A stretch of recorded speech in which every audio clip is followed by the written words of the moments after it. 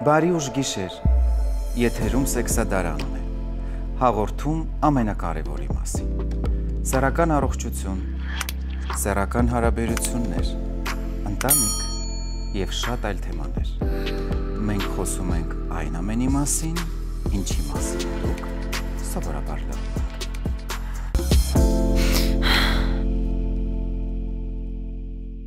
Եթե ձեր սեռական կյանքում քաոս է, հոգ չէ, ժամանակն է չքննարկվածը պարզելու և ամեն ինչ իր տեղը դնելու։ Այս անգամ խոսելու ենք ամառային ամենաթեժ և ամենասպասված թեմաներից մեկի ամառային սեքսարշավի մասին։ Ամռանը մյուս գայթակղություններից զատ առաջ է գալիս ամառային հանգստի կազմակերպման թեման, որը իր մեջ պարունակում է բնականաբար նաև սեռական կյանքը։ Եվ հաշվի առնելով մեր մասնագիտական փորձը, մենք միշտ նկատում ենք, որ հատկապես աշնանը մեզ մոտ ավելի հաճախ են դիմում այն պացիենտները, տղամարդիկ, կանայք, ամուսնական զույգեր, որոնք զոհ են դարձել, այսպես ասած, ամառային սեքսարշավի ընթացքին և հետևանքներին։ Պատճառներից մեկն այն է, որ հենց որ գալիս է ամառը, բոլորը պատրաստվում են մեկնել հանգստի և հանգստի մեկնելու զատ նաև առաջ են գալիս սեռական այն բուռն ֆանտազիաները, որոնք մարդիկ փորձում են իրականացնել հատկապես այդ ժամանակահատվածում, բայց ցավոք չունենալով անհրաժեշտ գիտելիքներ, իրականացնում և անցնկացնում այդ ամենին այնպես ինչպես ուզում են, չմտածելով հետագա բարդությունների մասին, իսկ բարդությունները բավականին շատ են։ Մյուս խնդիրը գալիս է նրանից, որ ամառային հանգիստը շատ դեպքերում ասոցացվում է այն չիրականացված սեռական երևակայությունների և չապրված սեռական էմոցիաների, որոնք մարդիկ երկար պահել են և վերջապես, երբ որ ամառը գալիս է, մտածում են, որ կարելի է բաց թողնել բոլոր թույլատրելի արգելակները և ազատություն տալ սեռական ֆանտազիաներին, դրանք իրականացնել օրինակ լողափում, ծովի մեջ և չմտածելով դրանց հետագա բարդությունների մասին, որոնց մասին էլ մենք այսօր կխոսենք։ Ամառային հանգստի կազմակերպումը պահանջում է առաջին հերթին գիտակցական և լրջմիտ մոտեցում, սկսած սննդակարգից մինչև ծովում լողալու ժամերի հստակեցումը, որովհետև այդ ամենը ուղիղ ձևով ազդում է սեռական և վերարտադրողական առողջության վրա։ Վերցնենք թեկուզ և ջերմային գործոնը։ Շատ կարևոր է հատկապես ծովից դուրս գալու կամ ջրից դուրս գալուց հետո իհարկե ուշադրություն դարձնել, որ մասնավորապես բոլոր նրանք, ովքեր որ սիրում են դրանից հետո անմիջապես գնալ իրենց հյուրանոցի համարը և պառկել մասնավորապես օդորակիչի տակ, ապա ուշադրություն դարձնել, որ ջերմաստիճանը 23 աստիճանից ցածր չլինի, հակառակ դեպքում իհարկե խնդիրներ կունենանք և հաճախ էլ ունենում ենք, վերադառնում են բորբոքային պրոցեսներով, որը արդեն ինչպես գիտեք, վատ է անդրադառնում սեռական ֆունկցիայի վրա։ Մյուս կարևոր հանգամանքն այն է, որ ջրից դուրս գալուց հետո չմնալ լողազգեստով, որովհետև շատերը ամբողջ օրը անց են կացնում լողազգեստով և փաստորեն լողազգեստը այս դեպքում փոխարինում է ներքնազգեստին, ինչը թույլատրելի չէ, որովհետև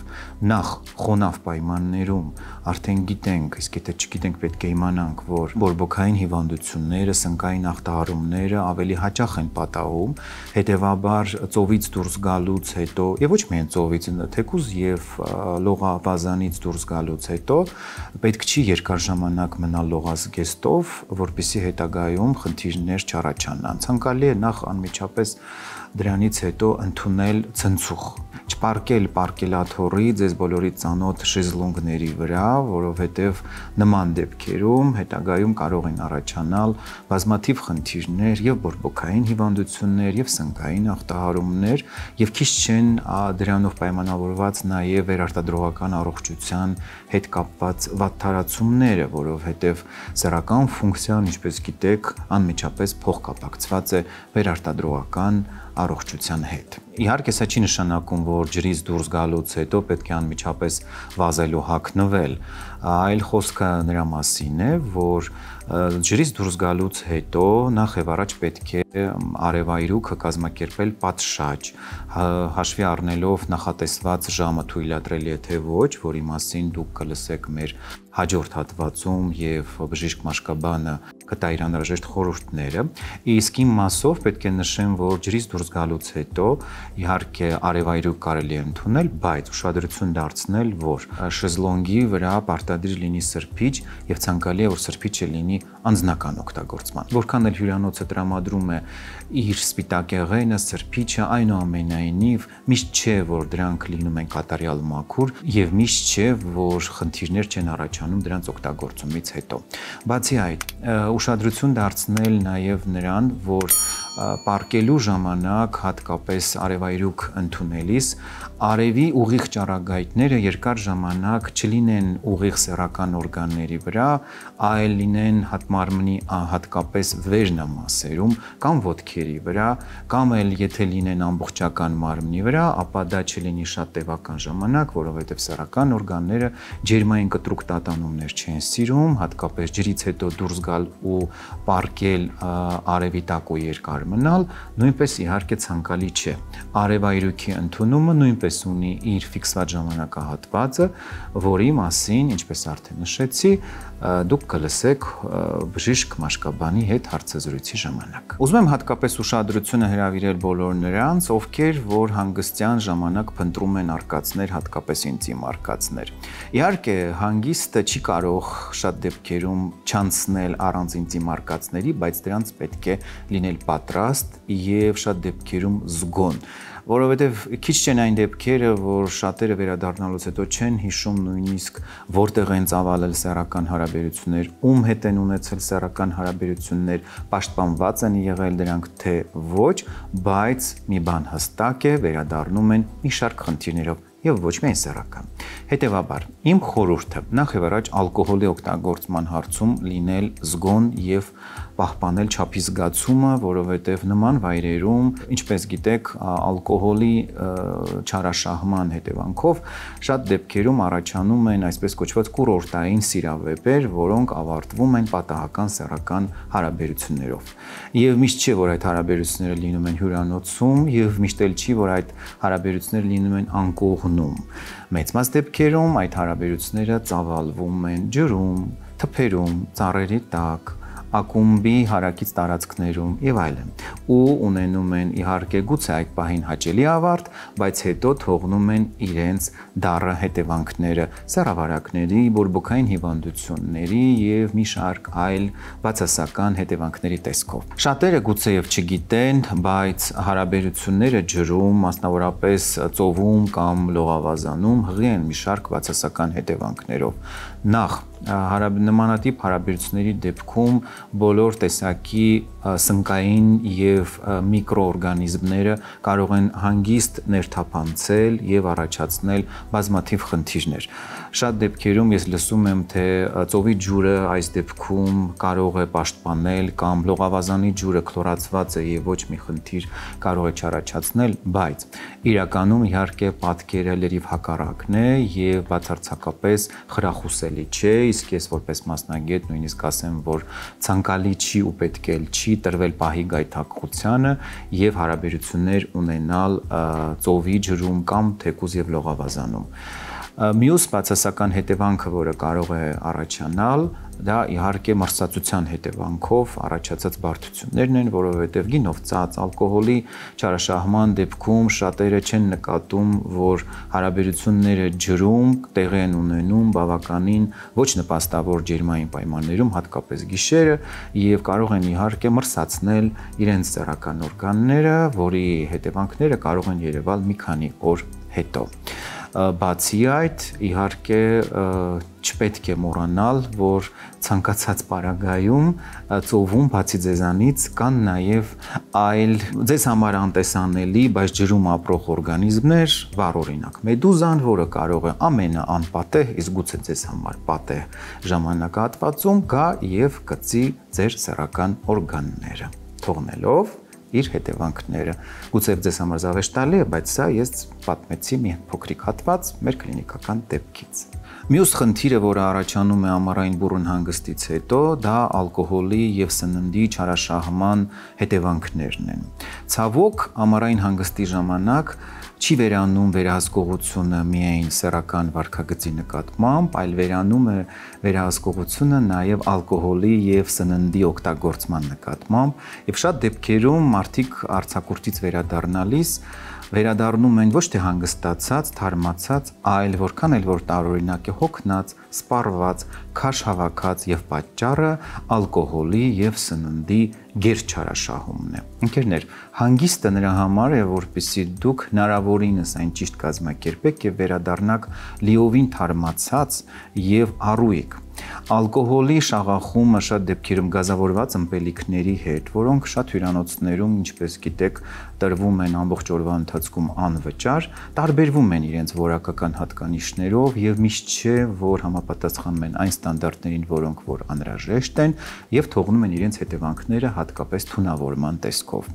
Ես շատ հաճախ եմ լսում, հատկապես իմ ծանոթներից, պացիենտներից, որոնք վերադառնում են հանգստից հետո դժգոհելով, որ այս երկրի հյուրանոցում կոնկրետ նշելով իհարկե հատկապես ալկոհոլի օգտագործման ժամանակ նկատում են լուրջ թունավորումներ, որովհետև հասկանալի պատճառներով որակային ստանդարտները շատ դեպքերում իհարկե զիջում են։ Սնունդը պետք է ընդունել հաշվի առնելով թե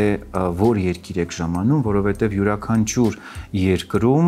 սնունդը ունի իր առանձնահատկությունները, իսկ սննդի եւ ալկոհոլի ազդեցության մասին մենք խոսել ենք մեր հաղորդումների ժամանակ, թե ինչ հետևանքներ կարող են ունենալ հատկապես ալկոհոլի չարաշահումը, սննդի ոչ ճիշտ օգտագործումը եւ ինչ սեռական խնդիրներ կարող են առաջանալ։ Հետևաբար, հանգստի ժամանակ իհարկե պետք է նաեւ չափի զգացում դրսևորել թե ալկոհոլի օգտագործման համար, թե գազավորված ըմպելիքների, թե սննդի եւ ամենակարևոր սկզբունքը չխառնել, չշաղախել եւ դրանից հետո չակնկալել, թե գիշերը անկողնում կլինեն օրգազմային կայծակներ, որովհետեւ ցավոք օրգազմային կայծակների փոխարեն երբեմն կարող են լինել մարսողական կայծակներ իրենց տխուր հետևանքներով։ Ամառային հանգստի պատկերացումները իհարկե սրանով չեն ավարտվում եւ պետք է նշեմ, որ հյուրանոցի հիգիենայի եւ մաքրության մասին խոսելիս շատերը առաջին հերթին մտածում են զուգարանակոնքի, սանհանգույցի, լոգասենյակի մաքրության մասին եւ չեն էլ պատկերացնում, որ իրականում շան գլուխը բոլորովին այլ տեղ է թաքնված։ Ընկերներ, շատ կարևոր է իհարկե, որ զուգարանը լինի մաքուր, սանհանգույցը նույնպես, բայց դուք ավելի շատ պետք է ուշադրություն դարձնեք, թե ինչ վիճակում է հեռուստացույցի եւ օդորակիչի վահանակը։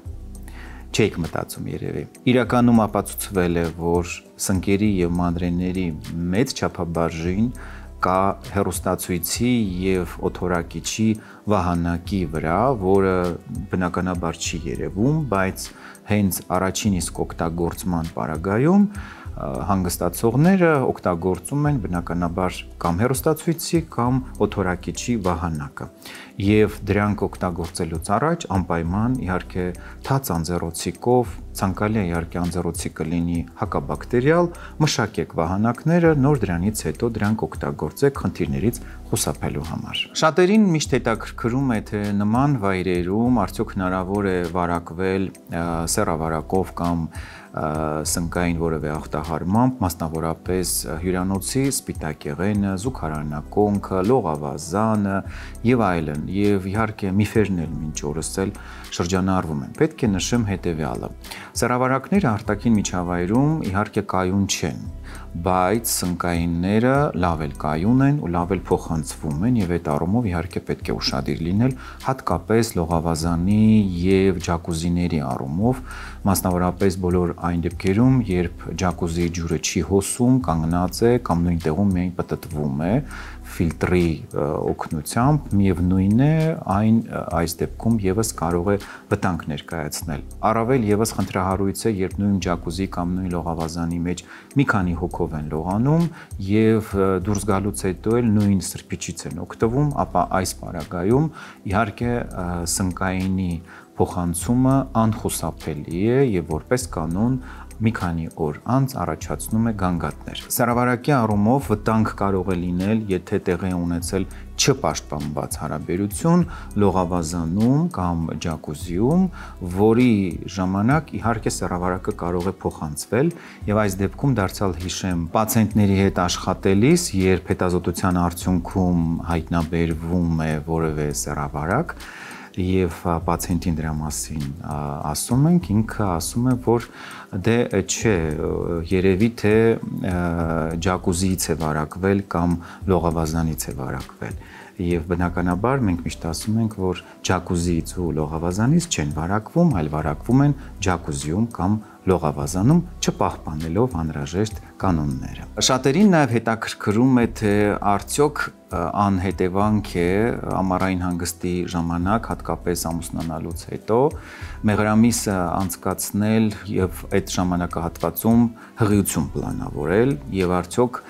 դա խրախուսելի է թե ոչ։ Իհարկե այս հարցին պետք է մոտենալ չափազանց ուշադիր եւ պատրաստված, քանի որ հղիության պլանավորումը, որի մասին մենք խոսել ենք մեր հաղորդումներից մեկի ժամանակ, չափազանց լուրջ եւ պարտավորեցնող գործընթաց է։ Եվ այս առումով հաշվի առնելով ամառային հանգստի հետևանքները եւ նաեւ բոլոր այն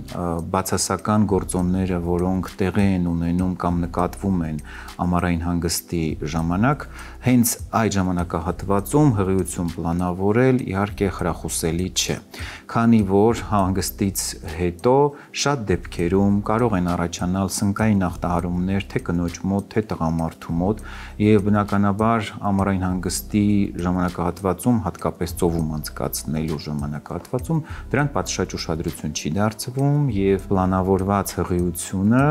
կարող է որոշակի հետևանքներ ունենալ։ Ցանկալի կլինի ամառային հանգստից հետո վերադառնալ, անցնել անհրաժեշտ հետազոտություններ եւ նոր դրանից հետո պլանավորել հղիությունը։ Ամառային հանգիստը դուք կարող եք օգտագործել, որպեսզի ձեր օրգանիզմը թարմանա, հանգստի ժամանակ օգտագործեք այն ծովամթերքները, որոնք խթանում եւ լավացնում են վերարտադրողական ֆունկցիան, մասնավորապես տղամարդու սերմնայողոքի վրա թողնելով բարերար ազդեցություն, որի մասին մենք արդեն խոսել ենք մեր հաղորդումներից մեկի ժամանակ, նշելով, որ ծովամթերքը իհարկե ժամանակի ընթացքում բարելավում է տղամարդու վերարտադրողական ֆունկցիան։ Կնոջ առումով նույնպես պետք է ուշադրություն դարձնել սննդակարգին եւ քնի հիգիենային, որովհետեւ առողջ ձվաբջիջ եւ առողջ սերմնաբջիջ լինում է այն դեպքում, երբ հետևում են սննդակարգին, պահպանում քնի հիգիենան եւ վերադառնում հանգստից թարմացած եւ առողջ։ Իսկ ամառային հանգստից վերադառնալուց հետո եւ ստուգվելուց ու ոչ մի խնդիր չհայտնաբերելուց հետո կարող եք պլանավորել հղիությունը։ Ամառային հանգստի ժամանակ հարաբերություններ ունեցեք պաշտպանվելով, որպեսզի զերծ մնաք հղիությունից եւ հետագա բարդություններից։ Հանգստի ժամանակ փորձեք վայելել մեկըդ մյուսին, գուցե ավելի լավ ճանաչեք, մինչ այդ չեք ունեցել այդ հնարավորությունը, իսկ ձեզ տրված է հիմա բոլորովին այլ ժամանակահատված եւ փորձեք նաեւ հանգստի ժամանակ բացահայտել նոր էմոցիաներ եւ անցկացնեք հաճելի ժամանակ, բացահայտեք այն երկիրը, որտեղ մեկնել եք եւ աշխատեք այդ օրերը հնարավորինս անցկացնել տպավորիչ եւ ուրախ եւ այդ էմոցիաներով միայն վերադառնալուց հետո պլանավորել հղիություն, որովհետեւ օրգանիզմը, ինչպես գիտեք, ունի հիշողություն։ Ինչ էմոցիաներ, որ հաղորդես քո մարմնին,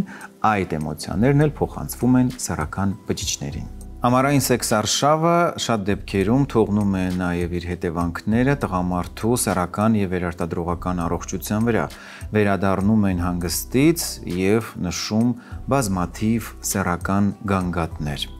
Մասնավորապես էրեկցիայի խանգարում, վաղաժամ սերմնաժայթքում, սեռական ցանկության նվազում, ցավ սեռական օրգաններում, դրան էլ գումարենք իհարկե քաշի ավելացումը, որը ուղիղ ճանապարհով ավելի խորացնում է նշված գանգատները։ Բուժման ժամանակ կարևոր է ուշադրություն դարձնել հայտնաբերելով պատճառը, եւ պատճառը շատ դեպքերում կամ բորբոքային պրոցեսներն են կամ սեռավարակները, որոնք փոխանցվել են չպաշտպանված սեռական հարաբերության ժամանակ, բերելով սեռական այս կամ այն խանգարման։ Բնականաբար բուժման ժամանակ այդ ամենը պետք է հաշվի առնել, վերացնել բորբոքային գործընթացները, որից հետո սկսել կարգավորել սեռական ֆունկցիան եւ բուժման ժամանակ կարող է օգտագործվել բազմաթիվ վիտամիններ, սեռախթանիչներ, սեռական ֆունկցիան կարգավորող դեղամիջոցներ, որոնցից մասնավորապես կարող է օգտակար լինել մեր հաղորդման գործընկեր Հայսամ ընկերության Tadafort եւ Dapoxedin դեղամիջոցները։ Tadafort դեղամիջոցը նախատեսված է տղամարդու սեռական պոտենցիան կարգավորելու եւ բուժելու համար եւ այն ունի երկու տեսակի դոզավորում՝ 20 եւ 5։ 20-ը օգտագործվում է պլանավորված հարաբերությունից առաջ, իսկ 5-ը նախատեսված է ամենօրյա օգտագործման ժամանակ, ընթացիկ բուժման կուրսը ստանալու ժամանակ։ Դեղամիջոցը ի տարբերություն հին սերնդի ներկայացուցիչների տարբերվում է արդյունավետությամբ, արագ ազդելով եւ ամենակարևորը տևական ազդեցությունը պահպանելով։ Dapoxedin դեղամիջոցը նախատեսված է վաղաժամ սերմնաժայթքման բուժման համար եւ նույնպես ունի երկու տեսակի դոզավորում՝ 60 եւ 30։ Թե որ տիպի դոզավորումն է անհրաժեշտ օգտագործել բուժման ժամանակ, դա կորոշի արդեն բժիշկը, հաշվի առնելով պացիենտի անհատական տվյալները, գանգատները, անալիզի արդյունքները եւ դրանից հետո արդեն համալիր բուժման ժամանակ կնշանակի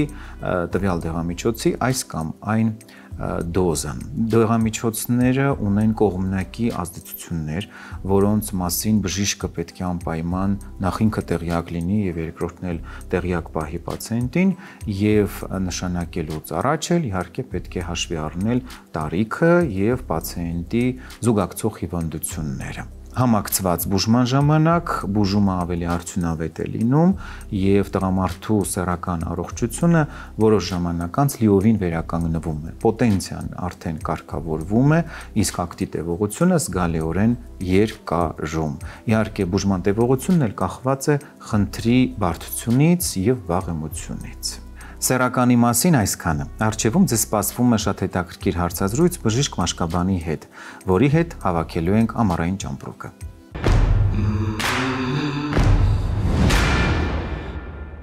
Սեռական առողջությունը ընդհանուր առողջության անբաժանելի մասն է եւ միայն համատեղ ուժերով է հնարավոր այն պահպանել։ Մեր այսօրվա հյուրը Հայաստանի Հանրապետության առողջապահության նախարարության Մաշկաբանության ազգային կենտրոնի մաշկային բաժանմունքի ղեկավար Արամ Շահվերդյանն է։ Բարի երեկո Արամ, շնորհակալ եմ հրավերն ընդունելու համար։ Այսօր խոսելու ենք չափազանց կարևոր թեմայի մասին, որը շատ մտահոգիչ է եւ շատ դեպքերում այդ թեման անտեսելու արդյունքում լինում են բազմաթիվ խնդիրներ, ամառային հանգիստ իր բոլոր խնդիրներով։ Շնորհակալ եմ հրավերի համար, փորձենք համատեղ քննարկելով մեր հասարակությանը նման կարևոր ինֆորմացիան փոխանցած լինենք։ Բարի։ Արամ, ամառային հանգիստը ենթադրում է որոշակի նախապատրաստական աշխատանք եւ եկեք խոսենք այդ մասին, թե ինչպես նախ կազմակերպել այդ հանգիստը եւ որոնք են այն խնդիրները, որոնց կարող են բախվել մեկնողները այդ խորհուրդներին չհետևելու արդյունքում։ Ամառը բոլորիս հետ ասոցացվում է մի քանի գործոններով, դա պետք է ասենք շոկ եղանակը, որից որ բխելու է մնացած այն ռիսկի գործոնները, որոնք որ կարող են անդրադառնալ մարդկանց թե մաշկային, թե սեռական առողջության վերաբերյալ։ Շոկ, արև, ջուր։ Բոլոր գործոններն էլ կարող ենք հատիկ-հատիկ քննարկած լինել, թե ինչ լրացուցիչ նպաստավոր գործոններ կարող են առաջացնել հիվանդությունների զարգացման կամ ոչ հաճելի խնդիրների առաջացման համար։ Եվ մասնավորապես ինչին։ Մասնավորապես սկսում ենք արևից։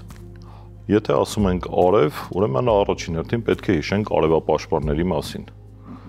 Մեր Հայաստանի պարագայում մեր ազգաբնակության հիմնական մաշկի գույնը հաշվի առնելով ցանկալի է լինելու ցանկացած արձակուրդ մեկնող մարդկանց համար խորհուրդ տալ, որ իրենց արձակուրդային ճամպրուկի մեջ անպայման ունենան արևապաշտպան։ Արևապաշտպանը ցանկալի է լինելու, որ վրայի գրած թվերը լինեն SPF 50, այսինքն արևի պաշտպանիչ գործակիցը լինի 50+ եւ այն կիրառվի գրակետը, այսինքն դուրս գալուց առաջ օգտագործվի եւ 2-3 ժամը մեկ թարմացվի։ Թարմացնել բացի 2-3 ժամը մեկ արևապաշտպանը պետք է թարմացվի գերքրտնարտադրությունից, ինչպես նաեւ ջրի շփումից հետո, լողավազանից կամ ծովից դուրս գալուց հետո։ Արևապաշտպանը առաջին պլյուսը ճամպրուկը կահավորելու մեջ։ Որպես առաջին հիմնական պաշտպանական միջոց։ Ինչպես նաև կարևոր պայման է լինելու, եթե ճամպրուկի կահավորման այդ սկզբունքը փորձենք մեր քննարկումը ներկայացրած լինենք, չմոռանալ, որ եթե ունենք հիվանդություններ, քրոնիկ հիվանդություններ կամ վիճակներ կամ ունենք բժշկի կողմից նշանակումներ, ճամպրուկը կահավորելուց չպետք է մոռանանք վերցնենք մեր այն դեղամիջոցները, որոնք որ մենք տվյալ պահին օգտագործում ենք։ Հաշվի առնելով, որ եթե արձակուրդը լինելու է արտերկրում, շատ հնարավոր է դեղորայքի ավարտվելու հետ մեկտեղ խնդիրներ առաջանան նշանակված դեղերի գնման եւ կիրառման, այսինքն բուժումը ընդհատված չլինելու համար։ Բացի արևից, եթե ջրին անդրադառնանք, արև, ջուր իրեն հետ գումարած ստացվում է խոնավ պայմաններ։ Իսկ խոնավ պայմանները մեր համար նպաստավոր են լինելու մի շարք վարակային հիվանդությունների գլուխ բարձրացնելու համար։ Մասնավորապես սնկային հիվանդությունների մասին կարող ենք խոսել։ Խոնավ պայմաններ դա կարող ենք սկսել թե շոկ, թե լողավազան, թե ծովափին, թե կարող ենք այդ ամեն ինչը ասած լինել, որ լողազգեստի թաց կրելու հետ կապված խնդիրներ կարող ենք հաճախակի ունենալ, որը որ կբերի ոչ միայն տվյալ դեպքում սնկային հիվանդությունների վարակի ներդրման հավանականության մեծացման, այլ նաև մաշկի մացերացիայի, այսինքն թմրման արդյունքում միկրոտրավմաների առաջացման գրգռի դեպքում։ Եթե լողազգեստից խոսքը գնաց, հիշում ենք այսպիսի մի կանոն. լողազգեստը, ինչպես նաև սպիտակ եղենն, ասկիները ցանկալի է լինել շնչող, լինեն բամբակից, որոնք որ կարճ ժամանակում հեշտ ու հանգիստ կչորանան, ջրի եւ խոնավության պահելու խնդիրները չենք ունենա, գործվածքի նուրբ լինելու արդյունքում միկրոտրավմաների վնասումներից կկարողանանք խուսափած լինել։ Երկարատև թաց լողազգեստով չենք լինում, եթե արշավների ենք գնում, ապա նասկիները պետք է լինեն էլի բամբակից, փորձենք ամեն քրտնելու դեպքում նրանք հանենք փոխած լինենք, որպեսզի նորից եմ ասում, խուսափած լինենք խոնավ պայմաններից, մաշկի միկրովնասումներից։ Ինչը հաճախ մենք նկատում ենք, մասնավորապես լողազգեստը չփոխելու պարագայում իր բոլոր բարդություններով։ Այ երբ պետք է մտահոգվել, որ նշանների դեպքում։ Որ նշանների դեպքում անփոփոխ մաշկի վրայի ցանկացած փոփոխության դեպքում, այսինքն դա կլինի կարմրություն, դա կլինի ինչ-որ քոր, դա կլինի այրոցի, մռմռոցի զգացողություն։ Այդ բոլոր դեպքերում ցանկալի կլինի կատարել գոնե մաշկաբանի խորհրդատվություն։ Այն բոլոր դեպքերում, որպեսզի մեր այսպես կոչեցյալ ճամպրուկը լինի այնպես կահավորված, որ միջև հայրենիք վերադառնալը, միջև բժիշկներին դիմելը, առաջին ձեռքի տակ ունեցած արևապաշտպանի կողքին։ Ինչ պետք է ունենանք։ Ունենանք այդ պարզ գրգռված վիճակներից, ինչպես նաև արևայրուկի ժամանակ թեկուզ առաջնային օգնության համար նախատեսված պանտենոլ պարունակող միջոցներ, որոնք որ գրգռված մաշկը կարող է հանգստացնել։ Մյուսը շատ հաճախ արձակուրդների ժամանակ ամառային արտերկրներում կամ շոկ եղանակներին հաշվի առնելով հագուստի ավելի թեթև լինելը, մենք զերծ չենք մնալու տարբեր տեսակի միջատների խայթոցներից, այլ նյութերի մաշկին հպվել շփվելուց, նաև ալերգիկ ռեակցիաներից։ Այս պարագայում մեր ճամպրուկի մեջ խորհուրդ կտամ, որ ունենանք ոչ դեղատնոմսային պրեպարատներ, որոնք հեշտ ու հանգիստ կարող ենք գնաց լինել, հակահիստամինայիններ, որոնք որ ալերգիկ ռեակցիաների դեպքում կարող ենք օգտագործել, ինչպես նաև հակահիստամինային արտաքին օգտագործման նրբաքսուկների ձևով։ Արևապաշտպանները գնացինք պանտենոլ արևայրուքը գրգռված մաշկի համար, հակահիստամինայինները ալերգիկ ռեակցիաների համար, մյուս կարևոր բանը դա հականեխիչ միջոցներն են։ Քլորհեքսիդինի հիմքով, յոդային հիմքով, որը որ միկրոտրավմաները վնասվածքների առաջնային մշակման արդյունքում մենք կարողանանք խուսափել մաշկային ինչ-որ ինֆեկցիոն հիվանդություններից եւ բարդություններից։ Բարի, եկեք խոսենք նաև ինտիմ խնդիրներից, որպես բարդություն, ինչ ինտիմ խնդիրներ կարող են առաջանալ հանգիստը ոչ պատշաճ կազմակերպելու արդյունքում։ Եթե նորից ճամպրուկի տարբերակը այնպես քննարկեցինք, to-do list գործողություններ, որոնք որ միջև արձակուրդ կարելի է գնալ։ Եթե ակտիվ արձակուրդ ենք պլանավորում ու ակտիվ է լինելու նաև սեռական կյանքը, ինչու՞ չէ նաև խորհուրդ է տրվում թե արձակուրդ գնալուց առաջ, թե արձակուրդից հետո գոնե կատարել սեռավարակների նկատմամբ հետազոտություններ, վստահությունը ավելի բարձր պահելու համար։ Համար 1 պայմանը դա անպաշտպան սեռական հարաբերություններ չունենալն է։ Անպաշտպան սեռական հարաբերությունների լինելու դեպքում ցուցում ունենք անպայման հետազոտություններ անցնելու։ Ամեն դեպքում խորհուրդ է տրվում, որ արձակուրդներից հետ բերել միմիայն լավ հիշողություններ, ոչ թե ինչ-որ սեռավարակների հարուցիչներ։ Ինչը հաճախ մենք տեսնում ենք որպես հուշ, որը գալիս է իհարկե ոչ պատշաճ եւ անառողջ սեռական վարքագիծ դրսևորելու արդյունքում։ Արամ, միշտ չի, որ ապահովագրությունը օգնության է հասնում նման դեպքերում եւ շատ դեպքերում անձը իր խնդիրները լուծելու պարագայում զբաղվում է ինքնաբուժմամբ, երևի դուք էլ ձեր պրակտիկայում նկատել եք նման դեպքեր, ինչ անի, երբ մտահոգվի եւ ինքնաբուժմամբ չզբաղվի, որ ազդանշանն է, որ ազդակն է, որ արդեն պետք է հուշի, որ պետք է դիմել անպայման մասնագետի օգնությանը։ Եթե սեռական ճանապարհով փոխանցվող ինֆեկցիաների մասին խոսենք, ինչ նշաններ ունենք, որոնց դեպքում պարտադիր է լինելու հետազոտություններ կատարելը, իհարկե պետք է սկսել հետազոտություններից, ինքնաբուժումը սեռական ճանապարհով փոխանցվող ինֆեկցիաների պարագայում դա խորհուրդ չի տրվում, որտեղ դեղորայքակայուն հարուցիչների առաջացման դեպքում մի շարք հիվանդություններ կարող են գաղտնի ընթացքի ունենալ եւ դրանով հիվանդին մոտ բերել հետագա էլ ավելի շատ խնդիրների։ Միգուցե ամոթի զգացողությունը, միգուցե այլ մի շարք պատճառներ կարող են բերել հանգեցնել նրան, որպեսզի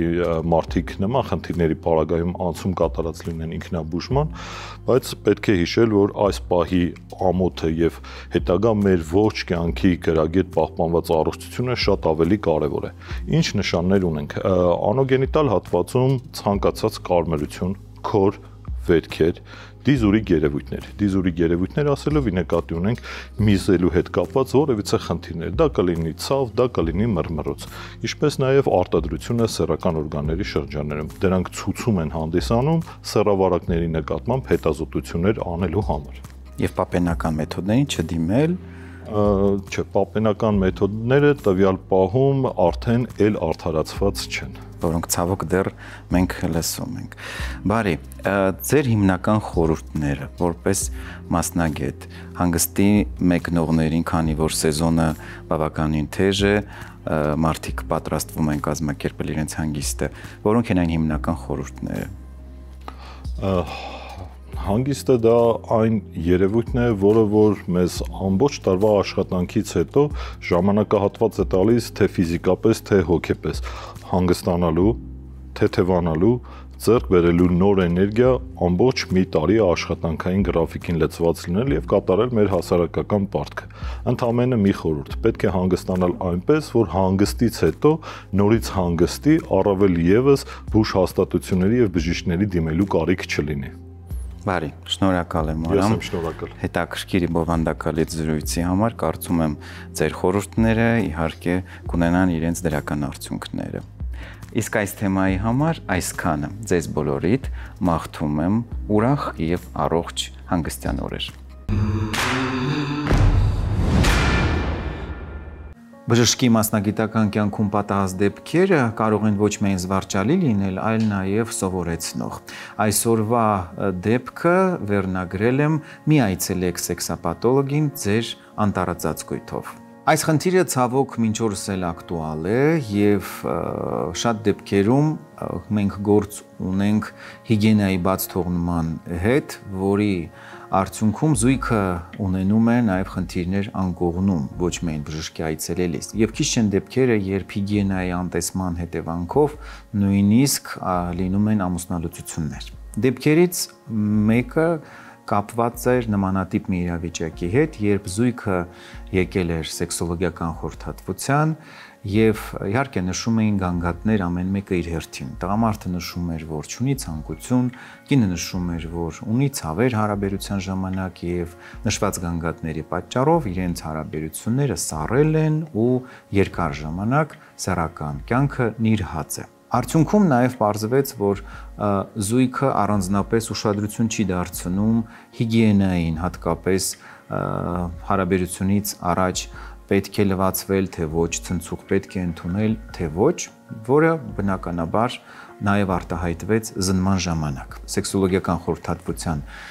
ժամանակ պարտադիր կատարվում է նաև զննում, որպեսզի բացահայտենք արդյոք կան խնդիրներ կապված սեռական օրգանների ձևավորման հետ, թե ոչ։ Եվ սեքսոլոգիական զնման ժամանակ պարզվեց, որ մենք գործ ունենք հատկապես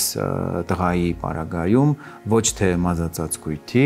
այլ անտառածածկույթի հետ, ինչպես ես շատ հաճախ հումորով ասում եմ, որը թույլ չէր տալիս նույնիսկ փորձել պարզել, թե ինչ վիճակում են սեռական օրգանները։ Դա դեռ մի կողմ, պարզվեց, որ իրենից առանձնապես չի տարբերվում նաև կինը եւ սա իրենց մոտ արդեն դարձել էր սովորական մի վիճակ, որի պարագայում իրենք սեռական օրգանների մազածածկույթին ընդհանրապես ուշադրություն չեն դարձնում, ինչը առաջացրել էր կնոջ մոտ բորբոքային գործընթացներ, հավանաբար նաև այն պատճառով, որ առանձնապես լոգանք ընդունելն էլ իրենց համար օրակարգային հարց չէր, իսկ տղամարդու պարագայում դա արդեն սովորական էր եւ բնականաբար դիտարկումից ու խորհրդից հետո, որ սեռական օրգանների մազածածկույթը պետք է պարբերաբար լինի ուշադրության կենտրոնում, հնչեց պատասխան, որ իրենց այսպես է դուր գալիս եւ իրենք սովոր են այս տարբերակով ապրել սեռական կյանքով։ Բնականաբար բացատրական աշխատանքներ տանելուց հետո եւ նաեւ հատկապես ուշադրություն հրավիրելուց, որ դրանից իհարկե սեռական կյանքի որակը զգալիորեն տուժում է, զույգը սկսեց այդ հարցի ուղղությամբ մտածել եւ ոչ միայն մտածել, այլ նաեւ աշխատել։ Այսպիսի դեպքերը եւ այսպիսի օրինակները քիչ չեն եւ շատերին թվում է թե գուցե դա հաճախ հանդիպում է մարզաբնակների կամ գյուղաբնակների պարագայում, բայց շտապ եմ ձեզ հիասթափեցնել, որ բնակավայրը այս դեպքում առանձնապես կապ չունի եւ մարդը պետք է ուշադիր լինի իր հիգիենային եւ թույլ չտա, որպեսզի մազածածկույթը վերածվի անտառածածկույթի եւ խոչընդոտ դառնա սեռական հարաբերությունների անցկացման առումով, հատկապես այս դեպքում, որովհետև նման խիտ անտառածածկույթի պարագայում պարզապես հնարավոր չի գտնել հեշտոցամուտքը, ինչը նաև պատճառ էր դարձել նաև նրան, որ երկար ժամանակ սեռական կյանքով չէին ապրում, միայն այն պատճառով, որ հնարավոր չէր պարզել, թե որտեղ են հստակ տեղակայված սեռական օրգանները, մասնավորապես հեշտոցամուտքը, ինչը նաև խնդիր էր առաջացրել հղիացնելու առումով, եւ այդպիսի դեպքեր մենք նույնպես շատ հաճախ ենք ունենում, կամ էլ անդամի ներհրումը կատարվում է բոլորովին այլ ուղղությամբ, ոչ այնտեղ, որտեղ պետք է, որովհետև նման խիտ անտառածածկույթում պարզապես սեռական օրգանը կարող է մոլորվել, չգտնել իր թիրախային նշակետը։ Այսօրվա թողարկումն ավարտվեց։ Գտեք մեզ ATV-ի եթերում, հատկապես ուրբաթ օրերին, իսկ կրկնությունը դիտեք կիրակի եւ չորեքշաբթի։ Համացանցում կարող եք գտնել մեզ ցանկացած ժամին եւ ցանկացած պահին, մեկնաբանել մեր նյութերը, տարածել դրանք եւ իհարկե թողնել ձեր կարծիքը, մեզ համար անչափ կարեւոր է ձեր վստահությունը։ Շնորհակալություն մեզ վստահելու եւ հետեւելու համար։ Մենք խոսում ենք այն ամենի մասին, ինչի մասին դուք ուզում եք լսել։